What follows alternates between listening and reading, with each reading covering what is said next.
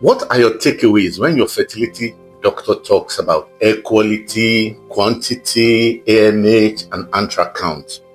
I'm Dr. Babatunde Okewale, and I'm a fellow of the Royal College of Obstetricians and Gynecologists UK. I'm also a member of the British Fertility Society. At your first appointment, the doctor will likely toss a few numbers at you: your AMH, your Antral Follicle Count, AFC, your egg quality, and your egg quantity. Those terms sound technical, but they are really just a snapshot of what's happening in your ovaries and how likely you are to get pregnant with or without help. Here's what you need to understand so you can ask the right follow-up questions. Let's start with the egg quantity. Egg quantity basically means the how many.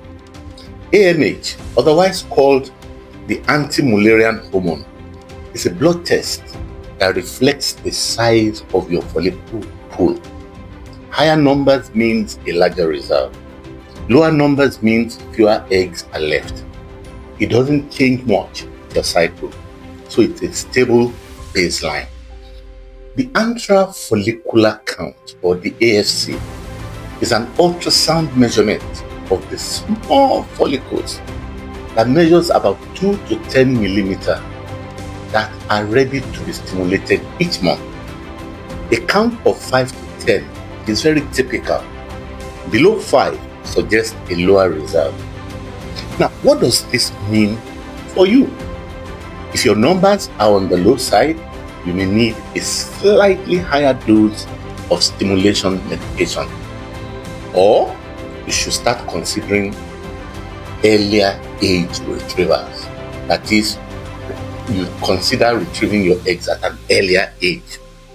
It's not a verdict, it's just information about how many eggs you are likely to harvest. Egg quality. This is the how good.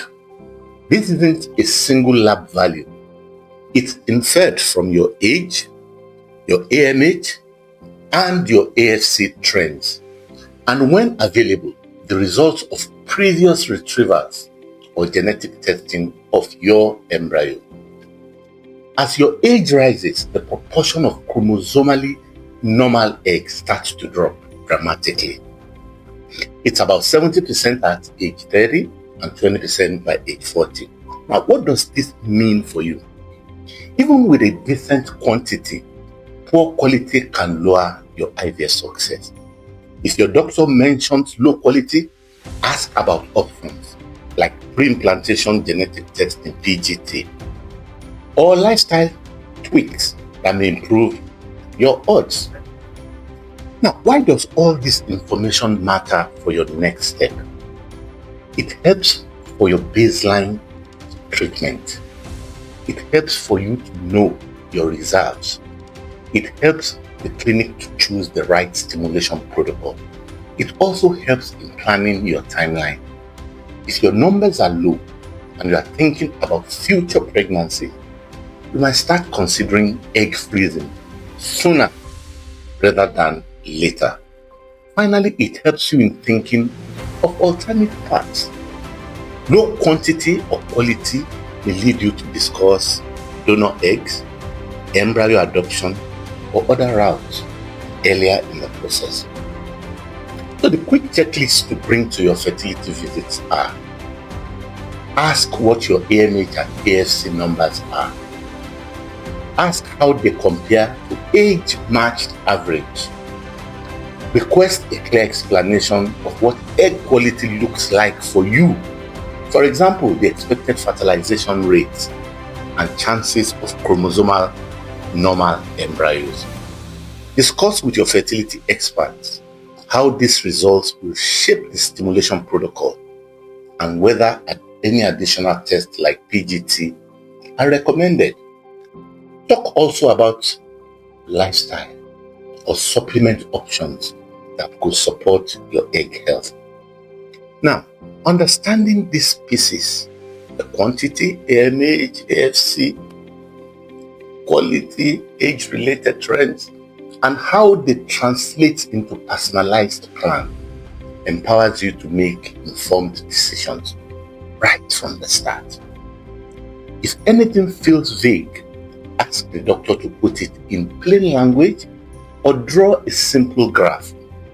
A visual can turn abstract numbers into something you can actually work with. Now, for more information on any aspect of fertility care, you can contact our group of fertility specialists at St. Ives Hospital on our hotline 07034246413. Or you can also have a one-on-one virtual video consultation with them on the TeleDoc app at any of our 5 branches: Ikeja, Ikoyi, Petsta, Akomojo, and Abeokuta. The TeleDoc app can be freely downloaded on the Apple or Android App Store. Thank you, and God bless you.